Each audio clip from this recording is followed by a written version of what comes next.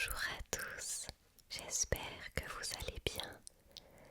Aujourd'hui, nous allons lire quelques contes issus de ce livre qui comprend les plus célèbres contes d'Andersen. Dedans, on peut y trouver La Reine des Neiges, La Petite Sirène et bien d'autres. Et en fait, il y a quelques temps, peut-être 1 an, voire même 2 ans, quelqu'un m'avait suggéré en commentaire de lire La Petite Fille aux Allumettes, mais je ne l'avais pas en livre. Et je fais forcément en fonction des livres que j'ai ou que je trouve. Et donc je l'ai enfin trouvé, il est dans ce livre. En fait, j'ai commencé à le filmer tout à l'heure et puis j'ai réalisé que c'était plus un conte de Noël. Donc en fait, je le lirai à Noël. Et pour le moment, on va lire les autres, on va prendre le livre dans l'ordre. Donc un superbe livre aux splendides illustrations, des histoires et des personnages inoubliables qui feront voyager les enfants dans le monde enchanté et intemporel des contes d'Andersen. Donc si on regarde un peu le sommaire, on peut trouver pas mal de contes assez connus, comme Le Vilain Petit Canard, La Petite Sirène, La Reine des Neiges, La Petite Fille aux Allumettes et bien d'autres. Les plus beaux contes d'Andersen. Aussi, je voulais vous montrer ma petite bougie que j'ai achetée dans un petit marché médiéval lors d'un rassemblement d'animaux totémiques. Et la dame qui a fabriqué la bougie m'a dit qu'il y avait des paillettes brillantes qui allaient apparaître à mesure que la bougie brûle. Donc on va découvrir ça ensemble. Donc on commence avec Les Cygnes Sauvages avec des illustrations d'Alessandra Fusi. Il était une fois 11 jeunes princes et leur sœur bien-aimée, la princesse Elisa. Leur père, le roi, après être devenu veuf, se maria à une femme cruelle qui eut au fait de chasser Elisa du palais. Puis, à l'aide d'un sortilège maléfique, elle transforma les frères de la jeune fille en cygnes blancs qui s'envolèrent au loin. Elisa vécut avec des fermiers jusqu'à ses 15 ans, et son père la rappela alors au palais. Mais avant qu'elle le rencontre, sa belle-mère lui salit son visage et ses habits avec de la boue et décoiffa ses cheveux au point que le roi ne la reconnut pas et la congédia. Après avoir longtemps erré dans les bois et les marais, Elisa atteignit la côte. Alors que le soleil se couchait, 11 magnifiques cygnes blancs se posèrent sur la plage, et quand le dernier rayon de soleil disparut derrière l'horizon, ils se transformèrent en ses frères. Les jeunes princes reconnurent immédiatement leur sœur et coururent vers elle. Quelle joie, quel enthousiasme! Aimerais-tu venir vivre avec nous de l'autre côté de la mer? Lui demandèrent les garçons qui étaient cygnes durant le jour et humains durant la nuit. Bien sûr, répondit Elisa. Alors ses frères se hâtèrent de tisser un sac avec des joncs et des feuilles pour emporter leur sœur. Au lever du soleil, redevenus des cygnes, ils s'envolèrent en tenant le lourd sac fermement avec leur bec. Le voyage était long et bercé par le vent, Elisa s'endormit. Elle rêva d'une fée qui lui dit de fabriquer des tuniques spéciales pour ses frères en utilisant des orties qui irriteraient sa peau. Elle devrait ensuite jeter ces tuniques sur chaque cygne afin de rompre le sortilège. Jusqu'à ce moment, Elisa devrait garder le silence, car ne serait-ce qu'un seul mot qu'elle prononcerait tuerait ses frères. Le voyage se termina, et sitôt qu'elle eut touché sa nouvelle terre, Elisa se dépêcha de cueillir des orties et commença à les tisser stoïquement, sans plainte ni gémissement de douleur malgré ses mains douloureuses et enflées. Rapidement, la première tunique fut prête. Un jour qu'Elisa tissait la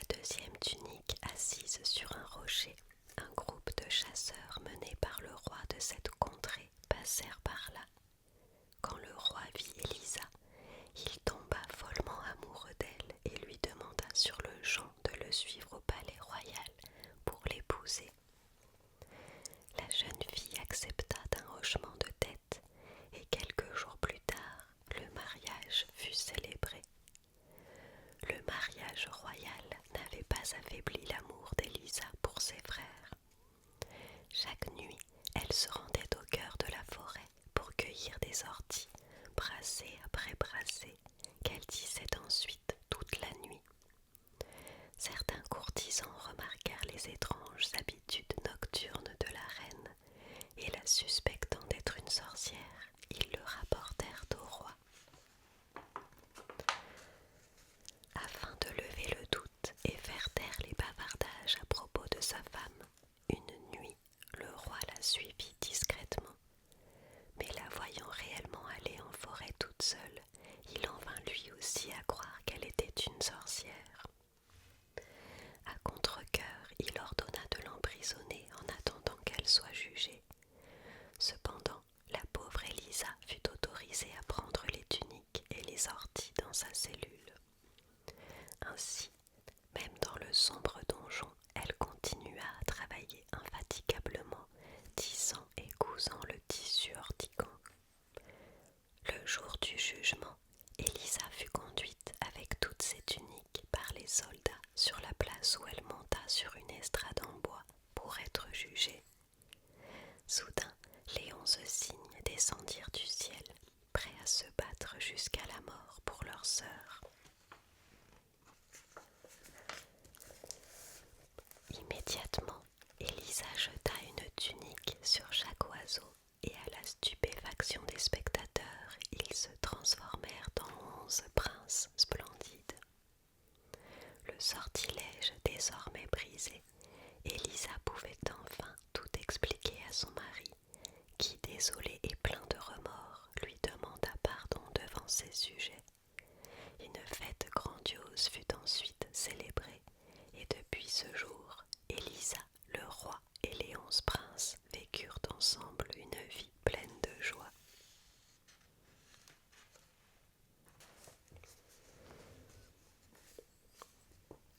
Et maintenant, nous allons lire La Petite Sirène avec des illustrations de Laura Siginolfi.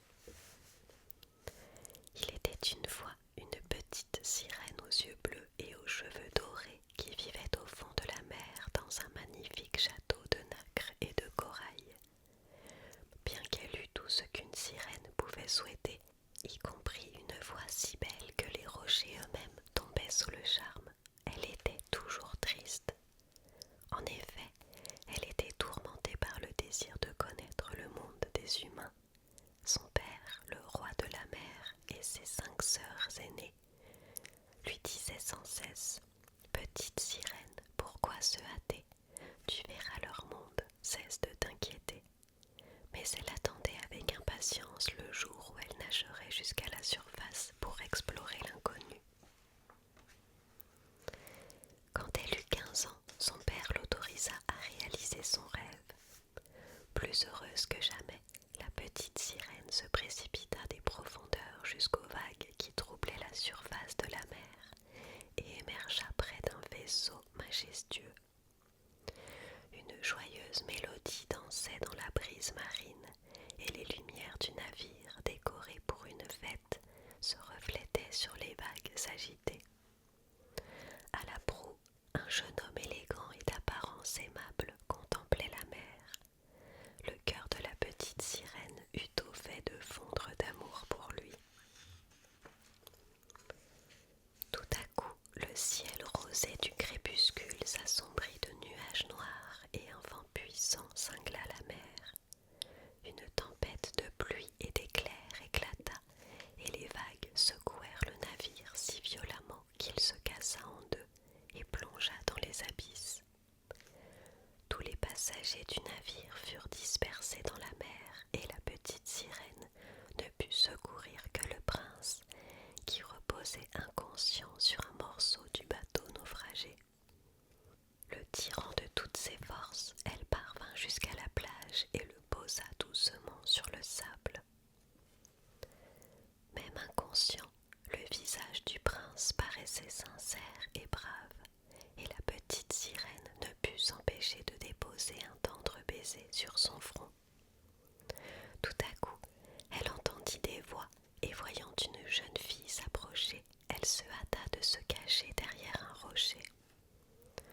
En voyant le prince évanoui, la jeune fille se mit à appeler au secours et le son de sa voix réveilla le jeune homme qui ouvrit ses yeux et lui sourit, croyant qu'elle était sa sauveteuse. Après son aventure à la surface, la petite sirène devint encore plus mélancolique et triste qu'elle ne l'était. Elle ne pouvait oublier le prince et aurait donné n'importe quoi pour devenir humaine et pouvoir être avec lui.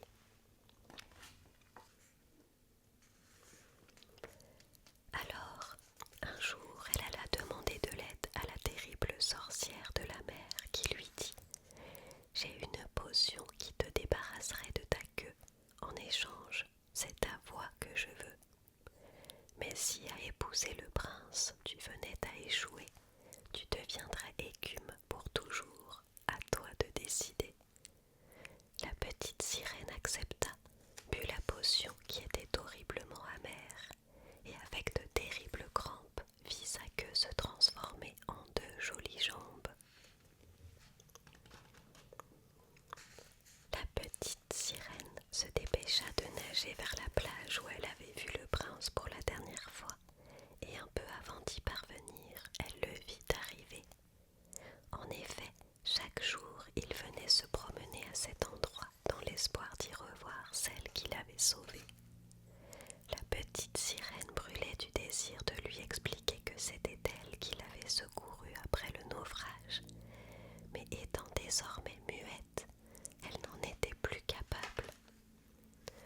Avec des sourires et des gestes, les deux devinrent amis et le prince l'invita à vivre dans son château où il la traita comme une sœur. Un peu plus tard, le roi du pays voisin et son adorable fille vinrent en visite. À sa grande surprise, le prince reconnut la jeune fille qu'il avait sauvée sur la plage. Sans hésiter un instant, il lui demanda de l'épouser. Le jour du mariage arriva et une grande fête fut organisée à bord d'un luxueux vaisseau décoré pour l'occasion. Au crépuscule, la petite sirène qui était là-bas avec les autres invités se pencha vers la mer et vit ses sœurs qui l'appelaient. Avec la sorcière, nous avons négocié. Du sortilège, tu peux être libéré.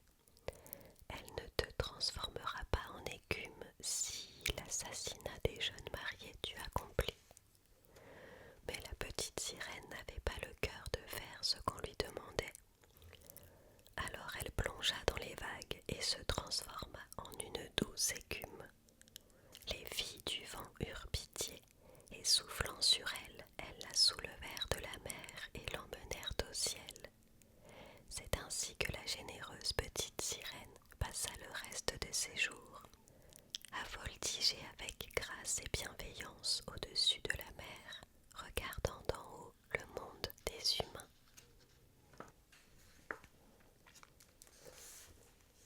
Et on continue avec le briquet avec des illustrations de Fabiano Fiorin ou Fiorine. Un soldat revenant de la guerre cheminait vers son village lorsqu'il rencontra une vieille sorcière qui lui dit « Jeune soldat courageux, dans cet arbre voyez-vous le creux. S'il vous plaît, pourriez-vous retrouver mon briquet dans ce trou, il y est tombé, où de l'or est aussi caché.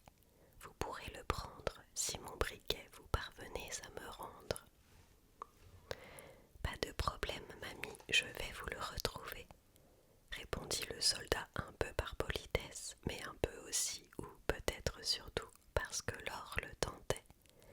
Alors il se pencha dans le creux de l'arbre. Au fond, il y avait un couloir avec 3 portes. Le soldat ouvrit la première porte et trouva un chien aux yeux larges comme des soucoupes, assis sur un coffre plein de pièces de cuivre. Le jeune homme posa par terre un tablier magique que la sorcière lui avait donné et posa le chien dessus. Le chien resta aussi immobile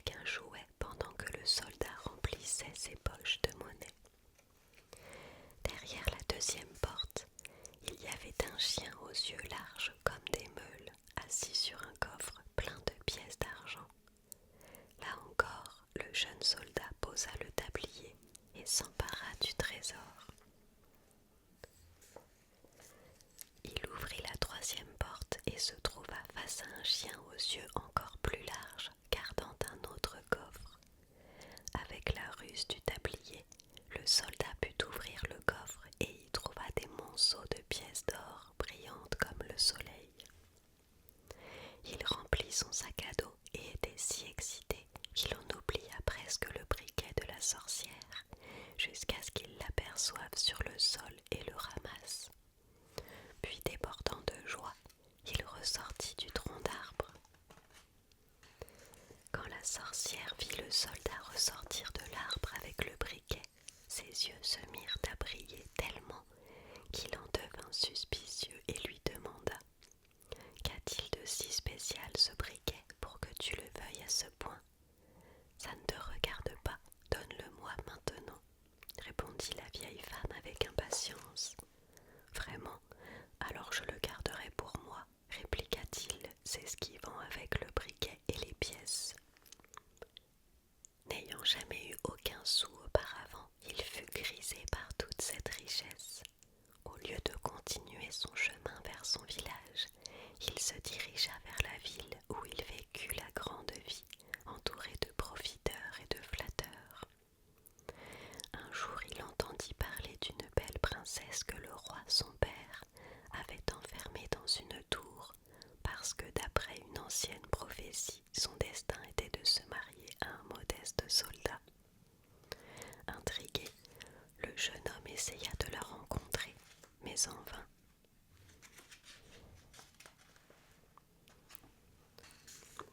Dilapidant sa fortune, le soldat se retrouva rapidement à court d'argent et sans amis. Un soir, il utilisa le briquet pour avoir de la lumière et immédiatement apparut un des chiens qu'il avait rencontré dans le tronc de l'arbre. « Je suis à votre service, maître, dit le chien. Stupéfait et ravi, le soldat n'hésita point à demander beaucoup de pièces d'or, et soudainement il n'était plus ni pauvre ni seul. Malgré cela, il n'était pas heureux parce qu'il était consumé par un désir. Ah, si je pouvais rencontrer la princesse!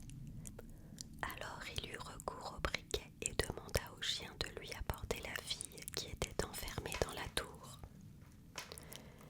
Quand l'animal revint avec la princesse dormant sur son dos, le soldat tomba éperdument amoureux de la jeune fille et ne put se retenir de lui donner un tendre baiser. Après quoi le chien la ramena à la tour. Le lendemain matin, la princesse raconta à ses parents ce qu'elle croyait être un rêve. Alarmés, ils ordonnèrent aux gardes de renforcer leur surveillance. Mais cela n'empêcha pas le chien, cette nuit-là, de l'emporter une nouvelle fois hors du château sans se faire remarquer. Alors la reine décida de coudre une poche dans la chemise de nuit de sa fille et de la remplir de graines d'orge. La nuit suivante, le chien revint chercher la princesse et une piste blanche de graines sortie d'un petit trou de la poche de la chemise de nuit mena les gardes du roi directement chez le jeune homme. Emmené au palais pour être puni, le soldat actionna son briquet 3 fois dès qu'il fut en présence du roi. Et ce n'est pas un, mais 3 chiens aux énormes yeux qui apparurent dans le hall. Obéissant à leur maître, ils sautèrent sur le roi et la reine qui prirent leurs jambes à leur cou, tandis que les gardes royaux, terrifiés par les grognements féroces, s'enfuyaient eux aussi. Les habitants de la ville qui s'étaient précipités pour voir la punition du soldat l'acclamèrent. Hip hip hip hurrah pour ce jeune et brave soldat. Encouragé par ces mots, le soldat prit la princesse dans ses bras et lui demanda sa main. Le jeune couple se maria et régna sur le royaume depuis ce jour-là.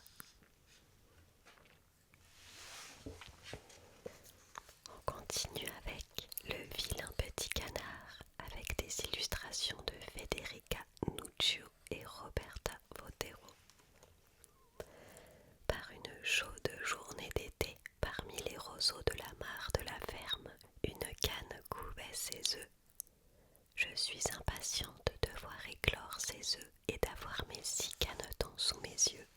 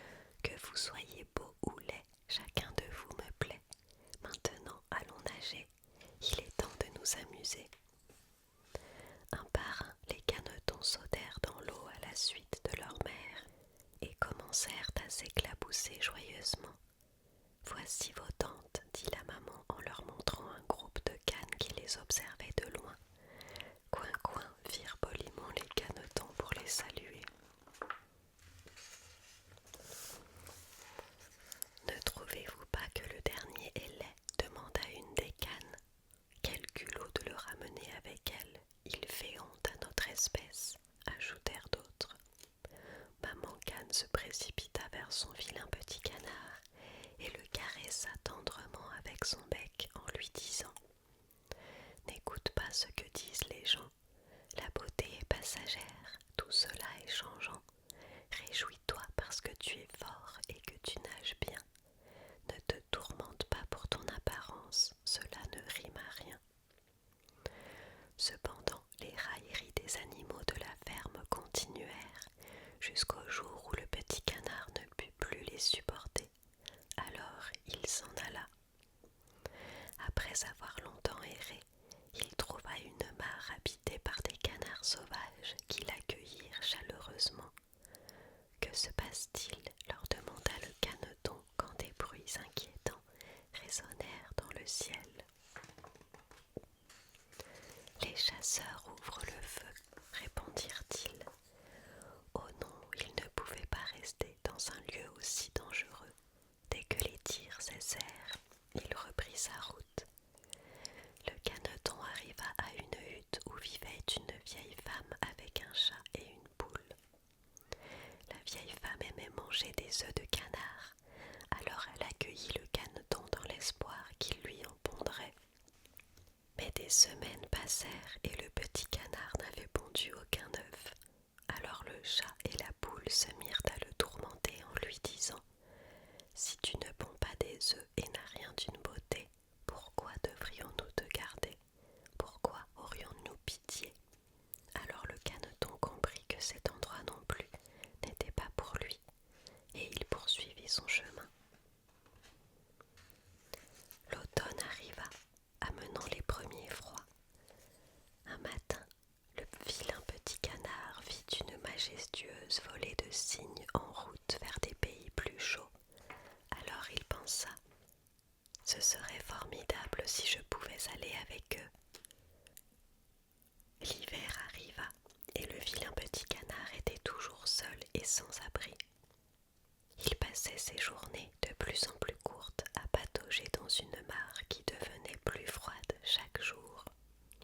Quand la mare gela, il devint presque un glaçon lui aussi. Heureusement, un fermier passant par là eut pitié et l'emmena chez lui. Finalement, le printemps arriva. Le caneton qui s'était rétabli grâce aux soins du fermier céda à l'appel de la nature et dit au revoir à son bienfaiteur. Avec ses ailes devenues grandes et puissantes, il s'envola pour une longue distance et s'arrêta pour se reposer près d'un lac où des cygnes élégants nageaient. En se penchant pour boire, le vilain petit canard aperçut son reflet dans l'eau et au lieu d'un disgracieux caneton gris, il vit un beau cygne blanc. Les autres cygnes s'approchèrent et se présentèrent avec amabilité, l'invitant à les rejoindre. En même temps, quelques enfants le montraient du doigt et vantaient à voix haute sa beauté et son élégance.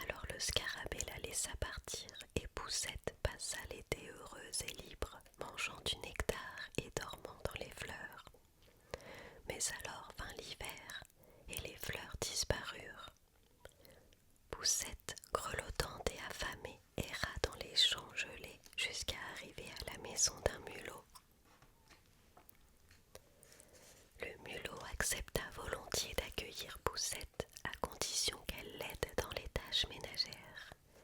Malheureusement, il essaya de la persuader par tous les moyens d'épouser son voisin, une riche taupe. Poussette préférait éviter ce dernier, mais un jour, elle l'entendit parler d'une hirondelle qui reposait à demi morte devant son terrier. Alors, poussée par la curiosité, elle décida de lui rendre visite avec le mulot. En voyant le pauvre oiseau, Poussette fut désolée pour lui, mais en s'approchant de plus près, elle comprit qu'il n'était pas mort, mais endormi. Cette nuit-là, la fillette se dépêcha de tisser un drap de foin pour réchauffer l'hirondelle, et nuit après nuit, elle prenait soin d'elle et la nourrissait. Au printemps, l'hirondelle se réveilla de son hibernation pleine de vigueur.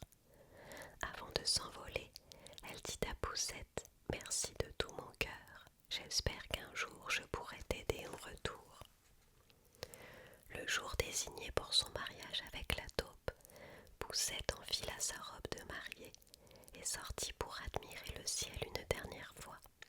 C'est alors que l'hirondelle vola au ras du sol pour venir la saluer et lui proposa de l'emmener vers des pays plus chauds. Sans hésitation, Poussette sauta sur son dos et ensemble elles volèrent au-dessus de terres d'émeraude et de mer de saphir. Nichée dans les ailes chaudes de l'oiseau, la fillette sentit l'air se radoucir. Ils arrivèrent à un ancien château de marbre, scintillant sous le soleil, entouré de blanches fleurs odorantes. L'hirondelle déposa Poussette à l'intérieur d'une fleur qui devait être sa nouvelle maison, mais apparemment elle était déjà occupée par un étrange petit homme vêtu de blanc, à la peau diaphane et rayonnante, ayant des ailes de libellule dans le dos et portant une couronne sur sa tête. Il se présenta comme le roi des fées des fleurs. Le roi et Poussette eurent le coup de foudre l'un pour l'autre et leur mariage fut célébré sur une marguerite accompagnée par le chant de l'hirondelle. La nouvelle reine des fées des fleurs reçut beaucoup de cadeaux, dont une paire d'ailes blanches avec lesquelles elle put voler, accompagnée de son époux de fleur en fleur. Le vaillant soldat de plomb, avec des illustrations de Valentina Moscon. Il était une fois un petit garçon qui reçut en cadeau une boîte de soldats de plomb. Tous les soldats paraissaient parfaits, si ce n'est qu'il manquait une jambe à l'un d'entre eux, et peut-être parce qu'il avait manqué de métal pour le compléter. Cependant, se tenant la tête haute et aussi droit que le canon de son fusil, ce soldat était le préféré du garçon. La boîte des soldats de plomb était placée près d'un splendide château en carton peint doté d'un escalier en fer forgé et de plantes colorées qui paraissaient réelles. À l'entrée du château se tenait une jolie ballerine aux boucles dorées, elle aussi en carton. Elle se balançait sur la pointe d'un pied, tandis que la deuxième jambe, soulevée en arabesque, était cachée par son grand tutu. Quand le soldat la vit, croyant qu'elle aussi n'avait qu'une seule jambe, il en tomba follement amoureux. L'amour, sa flèche dorée, en plein dans mon cœur affiché. N'aie crainte, ta jambe en moins, mon amour n'affaiblira en rien. À minuit, alors que tout le monde était endormi, les jouets prirent vie et se mirent à déambuler dans la chambre. Le soldat unijambiste et tous ses compagnons sortirent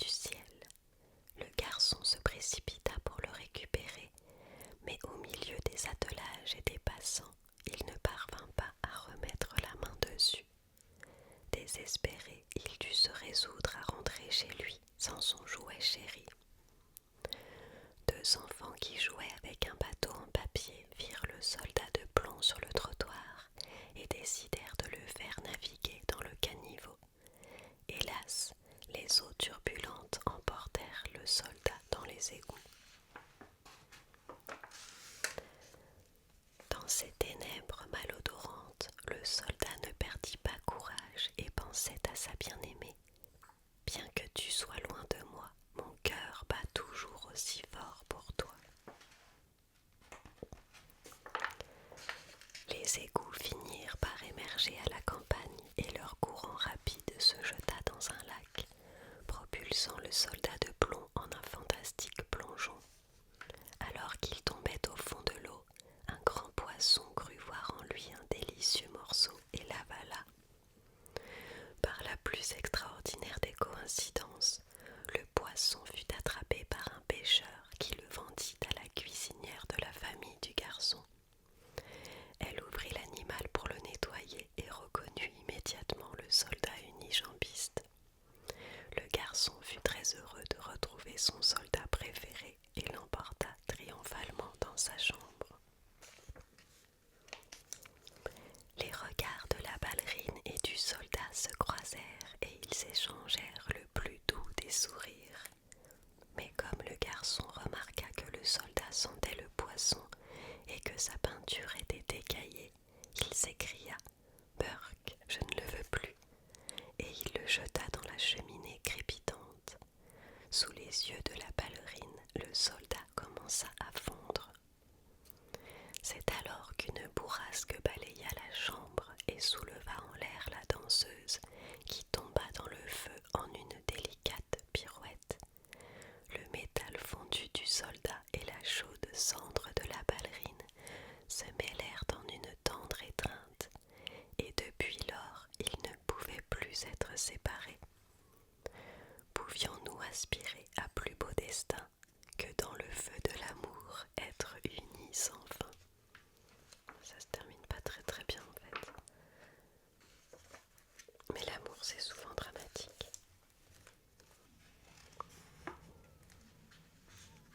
Voilà, nous allons nous arrêter là pour aujourd'hui et la prochaine fois, nous attaquerons par la Reine des Neiges.